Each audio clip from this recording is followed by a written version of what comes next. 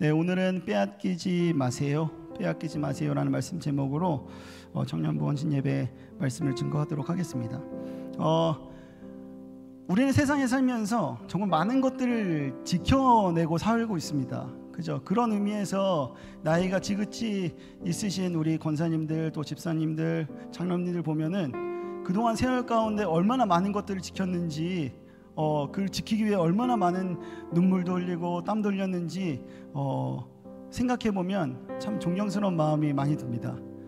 그와 더불어서 우리 청년들도 살아갈 때 지키고 싶은 것들이 굉장히 많은데 그것을 지키기 위해서 부단히 노력하고 애쓰는 모습들로 치열한 하루하루를 살아가고 있습니다. 그죠? 우리 모두는 무언가를 지키기 위해서 그것을 잃어버리지 않기 위해서 굉장히 애쓰고 노력하고 있습니다. 우리 서로에게 격려의 박수와 그동안 열심히 잘 지켰다고 힘찬 응원의 박수 한번 주시면 좋겠습니다. 우리는요, 건강도 지켜야 돼요. 건강도 지켜야 되고요, 그리고 가진 돈도 지켜야 됩니다. 너무 중요하죠. 그리고 돈으로 우리 가정도 지켜야 되죠. 그리고 자녀가 있다면 사랑하는 내 아들과 사랑하는 내 딸도 지켜내야 됩니다. 그렇게 살아오셨잖아요. 그리고 앞으로 여러분들은 그렇게 사실 겁니다.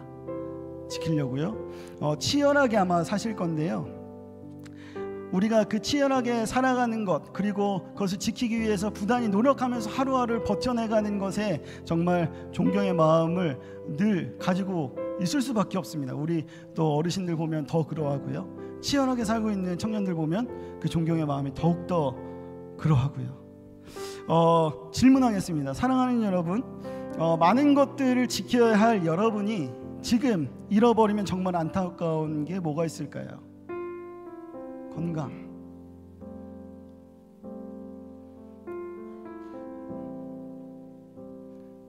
가족, 돈, 건강, 여러 가지가 참 많이 있을 거예요. 왜 잃어버리거나 왜 빼앗기기가 싫을까요? 그게 어떻게요? 네, 소중해요. 소중하니까요. 딩동댕. 제 설교문을 보셨나봐요. 여기 왜 잃어버리거나 빼앗기기 싫을까? 다음이 소중해서요 라고 적혀있거든요. 소중하니까요. 너무 소중하니까 빼앗기기 싫고 또 지키고 싶은 거예요.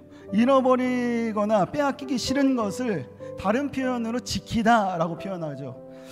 오늘 본문에서는 빼앗기기 정말 싫다는 표현을 이렇게 표현했습니다. 지키다. 지키다. 오늘 본문에서는요, 우리가 살면서 지켜야 될 것들이 너무나도 많이 있지만 그 중에서 뭘 지키라고 하냐면 마음을 지키라고 콕 집어서 이야기해요. 하나님의 말씀에서 하나님이 야, 너네 지킬 건 많은데 이거 지켜야 돼. 마음, 이렇게 나왔습니다. 그리고 마음을 지키라고 이야기한 뒤에서요, 23절 이 뒤에 24절부터 27절까지 바로 이어서 이런 이야기가 나옵니다. 24절부터 27절까지는 대략적으로 이렇게 이야기합니다. 구부러진 말을 내 입에서 버리고 삐뚤어진 말을 입술에서 멀리하라고 해요. 그리고 내 눈을 바로 보고 눈꺼풀을 들어서 곧게 살펴봐라. 내 발을 악에서 떠나게 하라고 말하고 있어요. 마음을 지키라고 말한 다음에 이어서 육체적인 부분들을 직접적으로 언급해서 이야기하고 있는 거예요. 이 상관관계가 너무 중요합니다. 이렇게 마음을 지키라고 이야기하고 바로 육체적인 것들을 나열한 이유는 무엇일까요? 그것은 바로요, 마음과 육체가 연결되어 있어요. 마음과 육체는 뗄 수 없는 관계라는 거예요. 마음은요, 어떤 공간의 개념인데요, 우리는 우리의 감정의 저장 공간을 마음속에 담고 있습니다. 우리의 감정을 모아두고 상황에 따라서 내 입술로 내 입으로 드러나기 마련이에요. 어떤 상황에 따라서 들어있는 이 마음속에 들어있는 감정을 끄집어내서 이야기를 하죠. 짜증나는 상황이면 짜증나는 감정을 끄집어낸 거죠. 슬픈 상황이면 슬픈 감정이 있는 것들을 끄집어내서 이야기하는 거예요. 또 한 가지는 우리는 이 마음은 생각과 지적 저장 공간이에요. 마음속에 우리가 보고 그동안 느꼈었던 것들을 다 저장을 해놔요. 그리고 그것을 아는 대로, 저장한 대로 생각하고, 저장한 대로 행동하고, 저장한 대로 말을 하게 돼요. 이 말은요, 우리 마음이 드러나는 것은 말과 행동, 그리고 우리가 어느 장소에 서 있는지로 드러나는 거예요. 다시 한번요, 마음이 드러난다는 것은 내가 어떤 말을 했고 어떤 행동을 하는지, 그리고 내가 지금 어디에 서 있는지가 드러나는 거, 반대로 내가 어떤 말을 하고 어떤 행동을 하고 지금 어디에 서 있는지가 여러분들 마음이라는 거예요. 지금 여러분들이 지금 어떤 말을 하고 있는가, 여러분들 지금 어떤 행동을 하고 있는가, 여러분 지금 어느 장소에 가기를 즐겨하는가가 곧 내 마음이 드러나는 아주 중요한 척도가 된다. 제가 임신을 했거든요. 내가 임신한 게 아니라요. 저희 아내가 임신을 했거든요. 지금 배가 많이 나온 상태입니다. 자, 임신을 아내가 했을 때 임신한 사람은 아시겠지만 무엇을 먹지 말아야 될 것들이 굉장히 많더라고요. 아내가 먹고 싶다고 해도 저는 안 된다 그럽니다. 팥 먹으면 안 된대요. 몸이 차가워져가지고 애한테 이상이 생길 수가 있대요. 팥 절대로 안 먹였었습니다. 그리고 또 뭐가 있을까요? 네, 여러 가지 많죠. 나와보신 분들은 다 아세요. 여러분들 미리 알고 계시면 너무 좋아요. 임신을 했으면 그 아이를 지키기 위해서 먹지 말아야 할 것들이 생각보다 엄청 많아요. 생각보다. 먹고 싶은 거 있으면 다 먹고 싶잖아요. 못 먹게 합니다. 붕어빵을 그렇게 먹고 싶어 했었는데 붕어빵 절대로 안 된다고 했었어요. 팥이니까요. 그리고 몸에 좋다 그러는 거, 아이한테 좋다 그런 거는 무조건 다 먹었습니다. 당연하지요. 아이를 지키기 위해서. 이처럼 저는 이렇게 아내가 임신을 하고 이거 아이한테 좋지 않은 거네 라고 생각되는 것들을 멀리하고, 또 아이한테 좋은 것은 내가 내 입맛이 안 맞더라도 굳이 찾아서 먹는 아내의 모습을 보면서 저는 이게 진짜 신앙인의 모습이지 않을까라고 아내의 배를 보면서 느끼기 시작했습니다. 진짜 신앙을 가지고 마음을 지킨다는 것은, 믿음을 지킨다는 것은 하나님이 내 안에 생명을 허락하신 것처럼 내 안에 생명이신 예수 그리스도를 지키기 위해서 내가 하지 말아야 될 것들이 있고, 먹고 싶은데 내가 좋아하는데 내가 땡기는데 하나님이 원하시지 않는 것은 안 하게 되고, 또 하나님이 원하시는 것은 비록 내 입맛에 맞진 않지만 굳이 그것을 찾아서 먹게 되는 것처럼 우리도 신앙이 그런 모습이 있어야 되지 않는가. 뭐 때문에요? 이 아이를 지키기 위해서 하는 행동들과 우리 모습들. 이처럼 우리 믿음도 우리 안에 있는 생명을 지키기 위해서, 내 안에 믿음의 예수 그리스도를 지키기 위해서 내가 피해야 될 것이 있고 내가 찾아야 될 것이 있다는 사실이에요. 곧 마음, 그것을 지키기 위해서 하는 여러분들의 말과 행동, 그것이 여러분 마음을 지키기 위한 말과 행동일 수 있다는 거예요. 우리는 소중한 것을 알아야 소중한 것을 지킬 수 있습니다. 우리의 신앙과 우리의 믿음에서 예수 그리스도가 여러분들이 얼마나 소중할까요? 이걸 이 질문을 통해서 알 수 있습니다. 자, 여러분들은 예수님을 지키기 위해서 어떤 노력까지 하십니까? 여러분들은 예수님을 향한 마음을 지키기 위해서 어떤 노력까지 하십니까?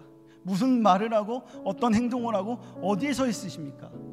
이게 지금 여러분들이 예수님을 얼마나 소중하게 생각하는지 알 수 있는 질문이었어요. 소중하다고 생각하지 않는 것은 결국 어떻게 되냐면요, 지킬 힘이 생기지 않아요. 소중하지 않으니까 안 지켜도 되는 거예요. 제가 이 아이패드를 소중하게 생각하지 않았다면 여기 잘 이렇게 예쁘게 떨어지지 않게 만들지 않았을 거겠죠. 이 옷이 소중하게 생각하지 않았다면 이 옷 그냥 막 찢든 뭐 하든 남 주든 상관없겠죠. 이것처럼 소중하다고 생각하지 않는 것은 결국 그것을 지킬 힘이 시간이 흐를수록 떨어지기 마련이다. 그리고 지킬 이유가 앞으로 계속 사라질 것이다. 그래서 안 지키게 되는 거죠. 여러분들의 하나님을 향한 마음과 하나님을 향한 감정과 하나님을 향한, 하나님을 위한 시간과 하나님을 위한 공간들을 얼마나 지키고 있는가는, 그것을 내가 얼마나 소중히 여기고 있는지, 그것이, 그 마음이, 그 중심이 여실히 드러나고 있다는 것 여러분 기억하시길 소망합니다. 마음은 저장 공간이라고 했어요. 감정의 저장 공간, 또한 지식의 저장 공간. 감정과 지식은 환경에 따라서 바뀔 수 있어요. 그런데 그것을 담는 이 그릇인 이 마음은요, 변해서는 안 돼요. 그 그릇, 그 마음이 변화되는 것을 무엇이라고 표현할 수 있냐면 변질이라고 표현할 수 있습니다. 변질은요, 마음의 중심이 변하는 거예요. 그릇으로 표현하자면 그릇의 모양은 달라질 수 있으나 그릇을 만드는 재료는 변해서는 안 된다라는 거예요. 그 본질적인 것이 바뀌면 변질되었다라고 표현하는 거죠. 여러분들의 감정과 지식은 어떤 재료로 만들어진 그릇에 담겨 있어요. 그래서 그 그릇, 어떤 재료를 만들어져 있는 그릇인가, 이것을 마음이라고 표현할 수 있어요. 여러분의 마음을 만들어낸 이 재료가 너무나 중요한데, 예수를 믿는 그리스도인에게 있어서 믿음이라는 그릇을 만든 재료는 무엇이냐면 예수 그리스도예요. 예수 그리스도의 그릇 안에 여러분들의 감정과 여러분의 지식과 여러분의 생각이 담겨져 있는 거예요. 우리의 마음은 예수 그리스도라는 재료로 만들어진 뭐다? 그릇이다. 그래서 그 그릇에 담겨진 감정과 지식에 따라 우리는 말하게 되고 우리는 행동하게 되고 내가 원하는 곳에 서 있게 된다라는 거죠.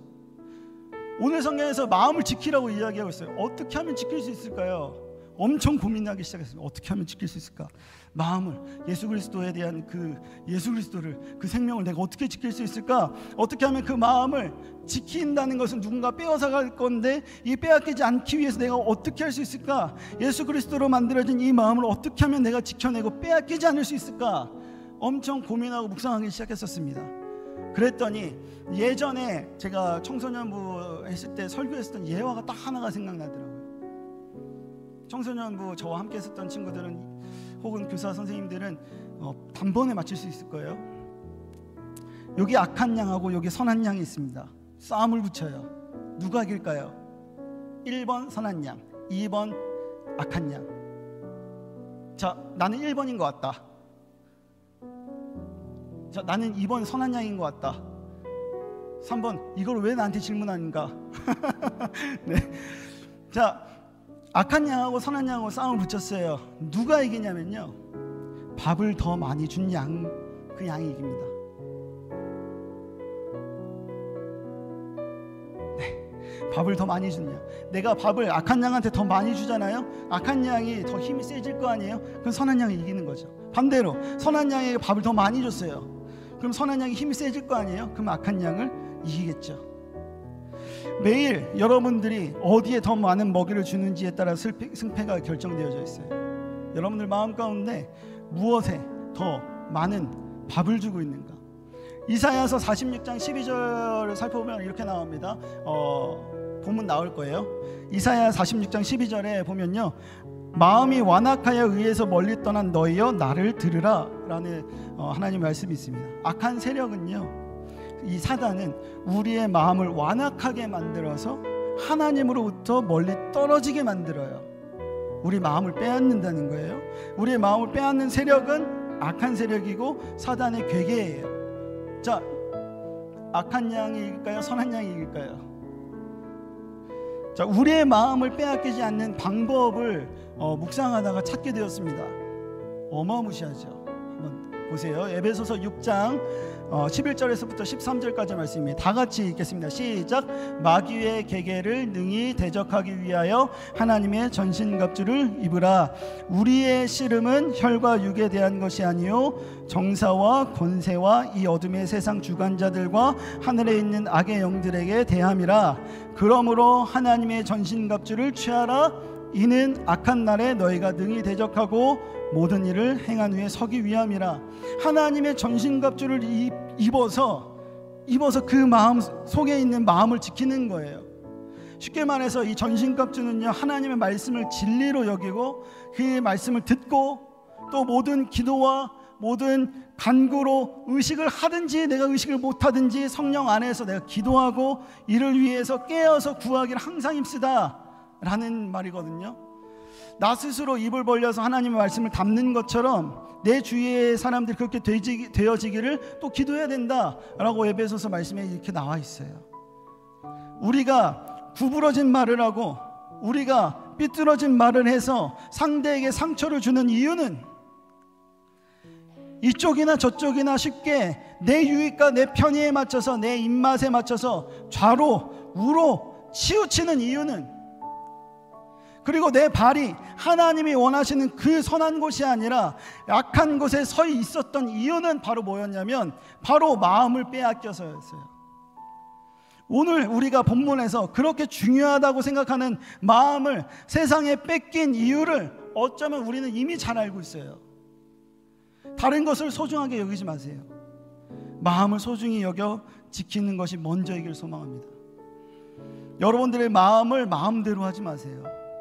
우리의 마음을 이제는 하나님의 전신갑주 안에 소중하게 잘 보관해서 그걸 지켜나가길 소망합니다.